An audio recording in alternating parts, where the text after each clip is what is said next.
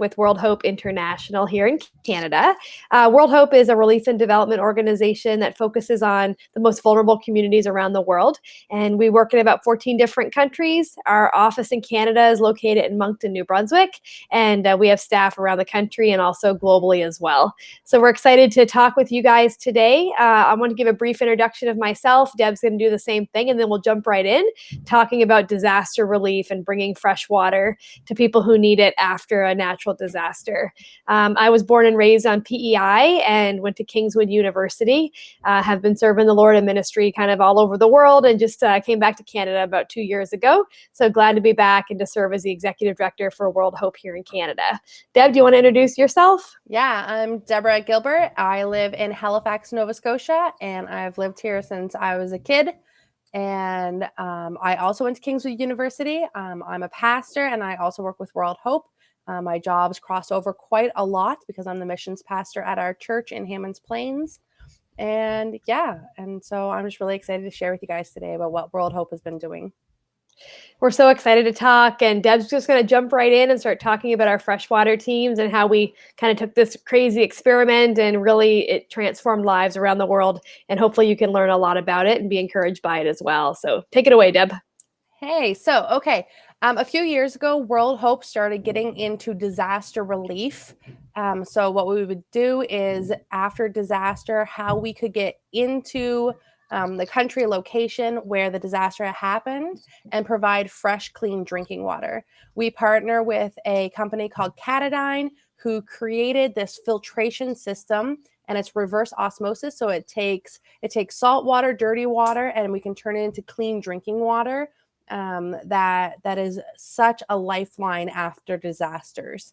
And so in September 2019, we really got to put everything that we had been training for and working with into play quite fast. We had done a few small things after some disasters, but after Hurricane Dorian struck the Bahamas in September, it was full force.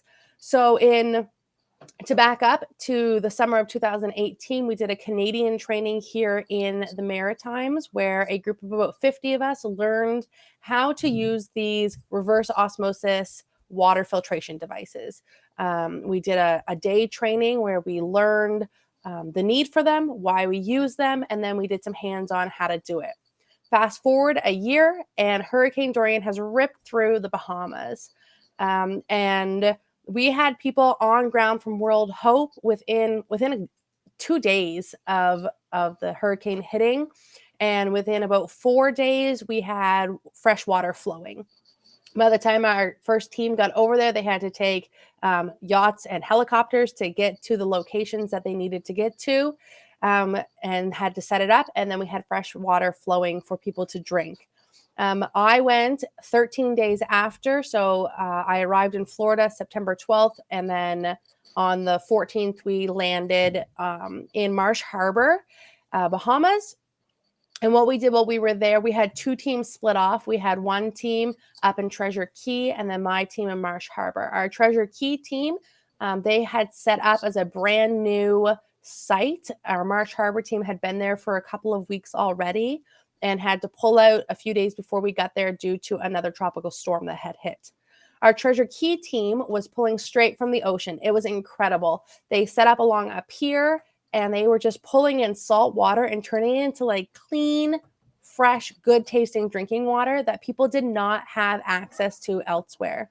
We were able to work with a slew of other organizations to get our water out to the people that needed it. In Marsh Harbor, where we were set up at an elementary school, and we were pulling from a cistern from a well at the school. So it was a big well house, and the cistern was inside of it, and we were pulling from that, and it had like thousands and thousands of gallons of contaminated water. So our water wasn't salt, and so what we were able to do was we were able to pull the water from it. About 10% becomes clean drinking water. We are creating a few hundred gallons over a few day period. And we just sat in the sun all day filling 5-gallon bags that we could hand out to people. And so we filled bags, and then we'd hand them out to people when they would come, and they would be able to take that water back to their homes to drink. We also were able to provide wash water. So the 10% that is drinking water goes in the bag. We had 90% that went into like it looked like a little swimming pool. And that water was safe for washing, for doing laundry, for bathing. And so it's not drinking water, but it is not contaminated anymore. And so people were able to take that and start cleaning their homes. They were able to clean their bodies, because if you use contaminated water to clean your body, you're just going to spread disease. And so we were able to provide both those avenues for people to have drinking water and bathing water at our location. And people would come in the morning and then in the evening, not in the heat of the day. And they would come in and just line up and collect water to take back to their families that were still there. At the point when we were there, many people had evacuated, but there was a fair amount of people still living where they could. And we had to provide for them, because there was nothing else for them to do. The city water was shut off for quite a while after that. World Hope was there for 9 weeks providing clean drinking water for communities in Marsh Harbor and in Treasure Key. And we were able to send about 30 Canadians down for that. We also sent another about 30 Americans with our US side. And we had people there for 9 weeks providing fresh water. We slept in tents. We made our own food over little tiny camp stoves. And we lived at our sites and we created water all day. It was such an incredible experience to be able to do that, to be able to be the hands and feet of Jesus in a time of crisis for people. So what we did with the water was handing it out to people, but also being able to have conversations with them and to hear their stories about how they got to where we were, what they went through with the hurricane, to hear about their families. And it was heartbreaking. People who had no income and no jobs because everything just came to a standstill, which we currently know what that's like in our world. And these people are just still rebuilding their lives. And so during those 9 weeks that we were there, we were working closely with the government and other large organizations until there was access to fresh water, and we didn't need to be there every day creating fresh water. So. That's awesome. Deb, do you mind sharing maybe a story that you heard of someone who was there and they experienced the craziness of the hurricane, kind of what that looked like for them and how they made it through and then got water from us? Yeah. So we heard about this group of people that weren't able to get to us.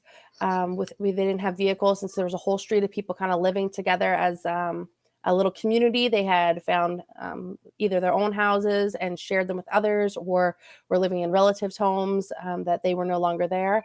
And so we filled up, we had a pickup truck that we were using, and we filled the entire truck with water bags that we had done over the day, and we took it out to them, and we were talking with them. And I started talking to this gentleman he's probably in his 50s. His name was Lewis. And I said, so Lewis, tell me, where is everyone in your family? What's going on with you? And he said, my wife, she's younger than me.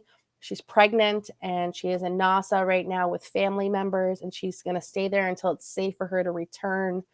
He said, but when the hurricane hit, he said, we were in our home and it started filling up. He said, we watched people being swept away, neighbors and friends being swept away by the water. And he said, the only thing we could do was get into our truck. He said, we got into our pickup truck. We sat in it and we literally rode out the storm, he said.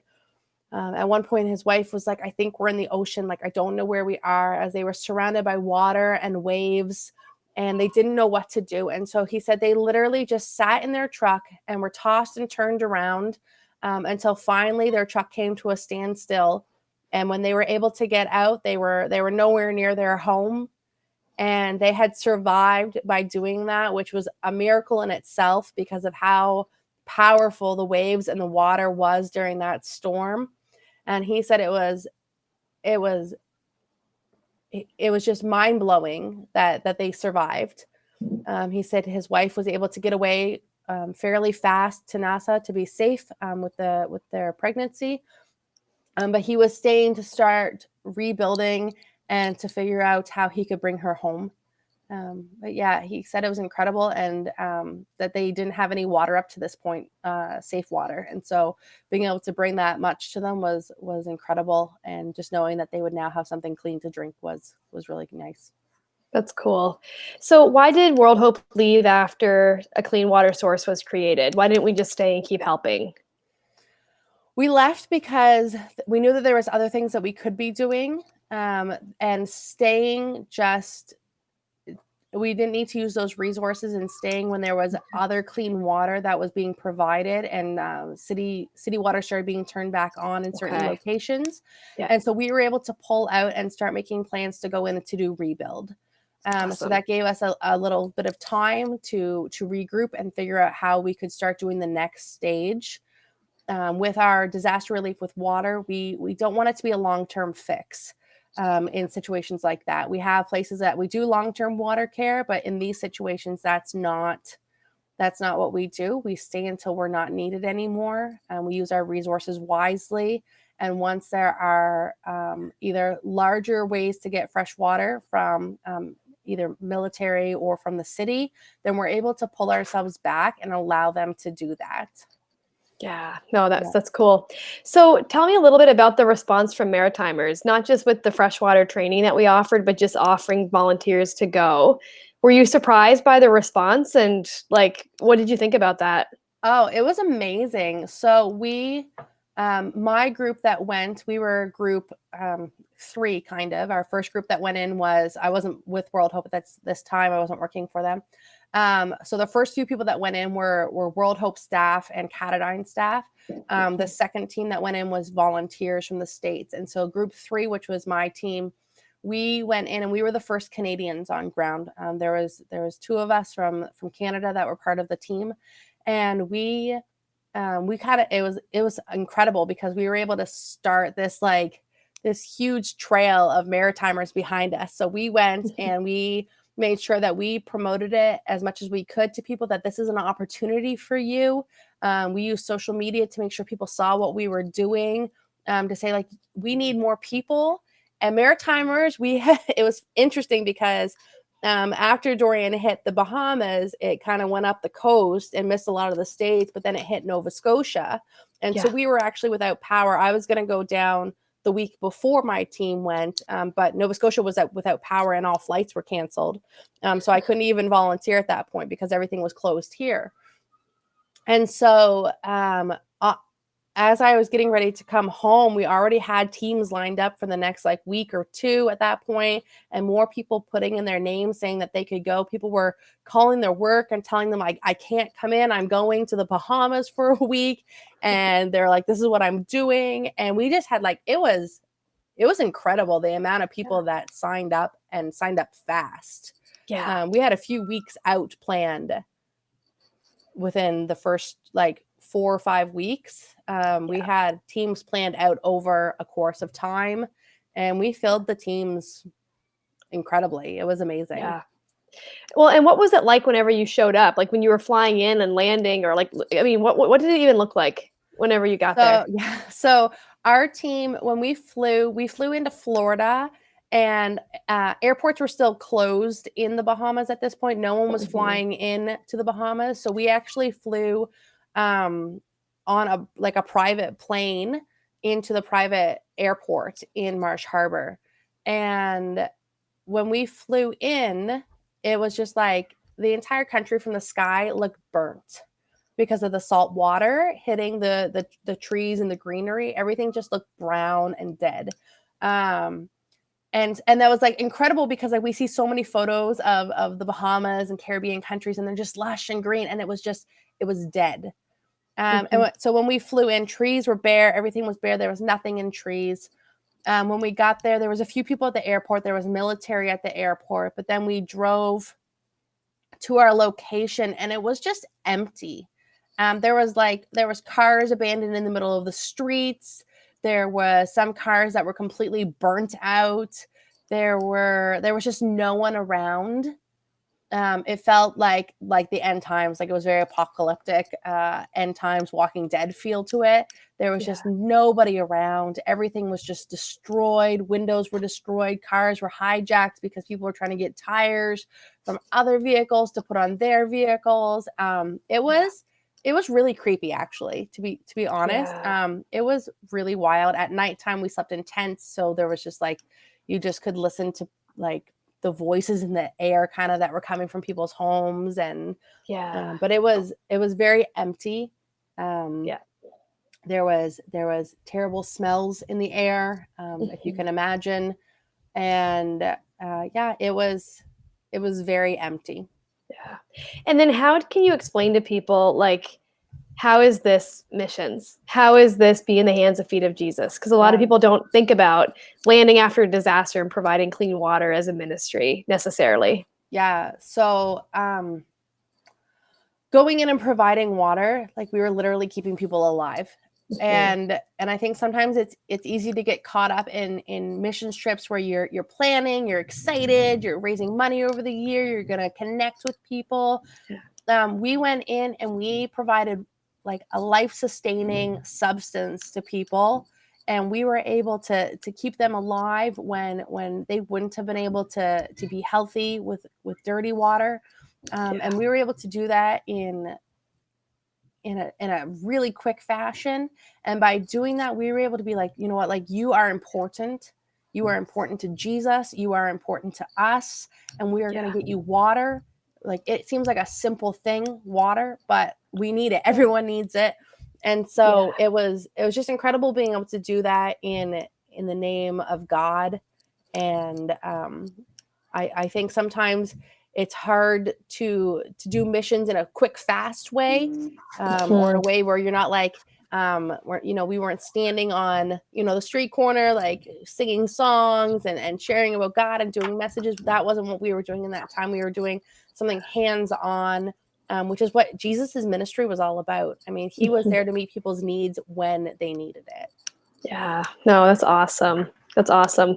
It was such a privilege to be a part of that. And we look forward to doing more freshwater teams as the disasters come. Not that we want them to come, but we know they're going to. Yeah.